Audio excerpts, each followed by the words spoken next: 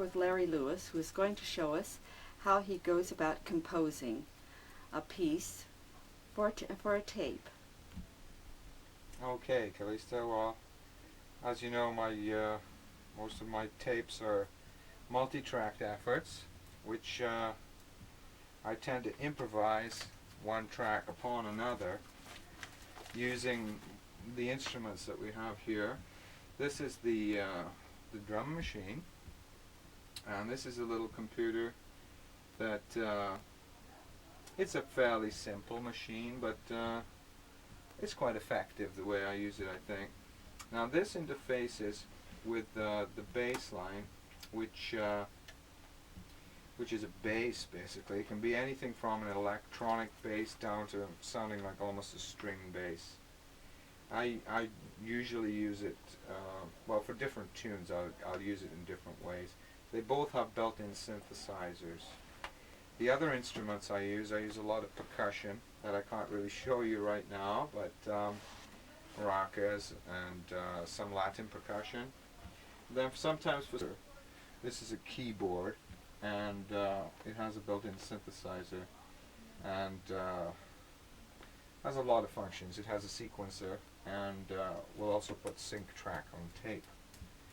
That usually gets used way at the end of my production. So my main instrument is this little instrument that I built a few months ago, which is my electric mandolin. This is quite a distinctive sound. A lot of people think it's a little electric guitar. But anyway, this is what I use. So I'll take you through a little tune that I put together. And you're going to do it step by step, Larry? Yeah.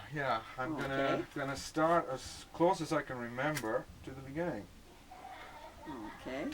So generally when I come in, I'll have an idea of some kind, whether it's something I've worked out on the mandolin and just a little lick or something, or it's a rhythm I've heard somewhere. I generally start with the rhythm, and I'll program the time signature machine. Now I'll plug in the drum machine into my console over here, and I've got both the drum machine and the bass line on the same chord. Well, the hiss increased immediately, but anyway, the kind of thing that I'll work out is, well, let's go to a different bank and I'll give you an idea of how this works. I'll just clear the memory. Hope I'm not wiping out something important. But anyway, this is probably set to 4/4. I'll turn down the bass. There's no memory in the bank at all now. I'll set it to the bass drum and maybe we'll do something like this.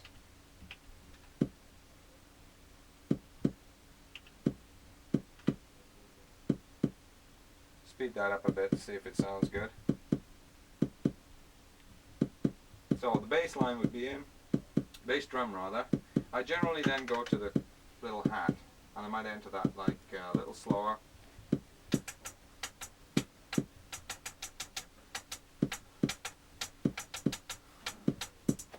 So I've got something running like that. Now if I need to correct that, which it does sound like I do need to correct it, by pressing these little buttons I can remove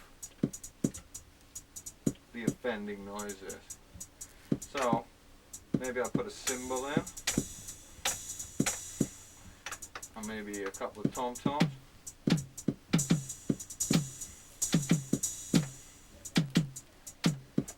And then maybe a high tom.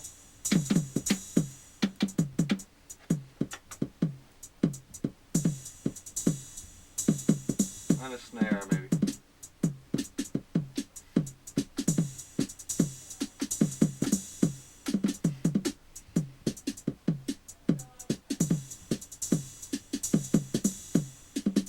So I'll fool around with that until I get something that sounds reasonable to me.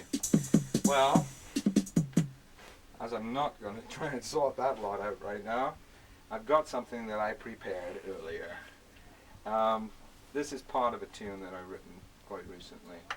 So these machines have sequences and they remember just like a tape recorder does.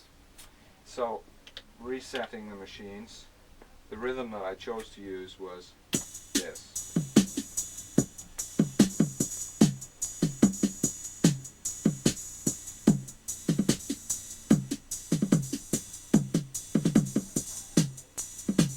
So I listened to that for a while and I probably already have a bass line in mind for that. And with the bass line, I'm not going to do some programming right now, but this area here, if you look in on there, it's almost like a small keyboard. I can move this up a octave or down. Well, actually, I can move it up a couple of octaves or down in order to get the sound of the bass I want. Where these keys then become piano notes. What else can I say? Again, it has a sequencer in it. It remembers the order in what I enter, the information, and also it can be set for any time signature. I believe both these machines are set to play in 12-step time, which is 3/4. Although the melody sounds like it's in 4/4, as Ted has told me. Ted's a friend of mine who plays flute sometimes on some of my tunes. Anyway. 3/4 or 4/4, whatever it is, this is what it sounds like.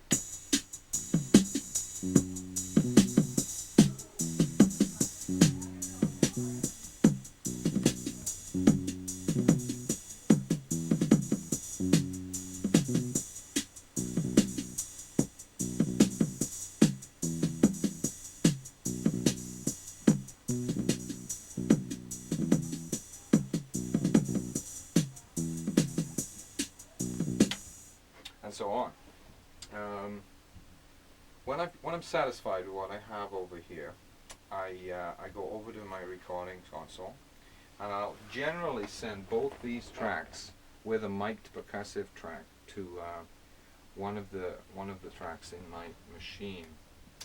I've already taken these and recorded it over here on this track here, so I'll show you what that sounds like. I'll just unplug the